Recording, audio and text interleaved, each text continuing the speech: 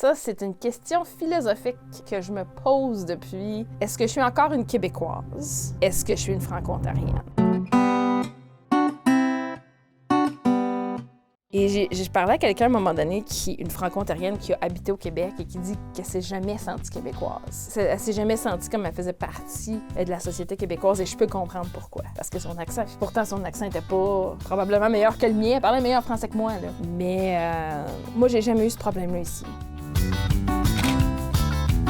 J'ai été agréablement surpris. La première fois que ma mère est venue, ma mère parle pas anglais. Ma mère parle pas du tout anglais, ni son conjoint. Donc, c'est sûr qu'il n'y a pas de choix. Quand ils viennent me voir, je leur avais dit, tu vas voir, il y a plein de francophones à Sudbury. Ils sont arrivés à l'hôtel. Pas personne qui parlait français. Ça commence bien. Et finalement, on s'en va au restaurant. On jase entre nous autres. La serveuse arrive, réalise qu'on est des francophones et tout de suite a switché au français. Switcher, c'est tellement francophone ce que je viens de dire. Tout de suite, s'est mis à nous parler en français. Et ma mère fait « Ah, OK, c'est ça que tu me disais. » Je dis « Tu serais surpris, tu te promènes au centre d'achat et t'entends les deux. La différence, c'est que t'entends beaucoup de français de la part des gens un peu plus âgés. »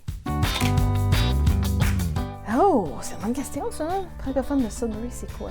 C'est quelqu'un qui est impliqué dans sa communauté, qui est intéressé. Il y a tellement de belles choses qui se passent. C'est de participer. Moi, c'est comme ça que j'ai commencé à être une francophone à Sudbury. C'est d'aller aux pièces de théâtre du TNO, c'est d'aller au Festival Boréal, même s'il y a des artistes dans les deux langues, il y a des artistes francophones. C'est vraiment d'être présente quand il y a des activités francophones qui se passent.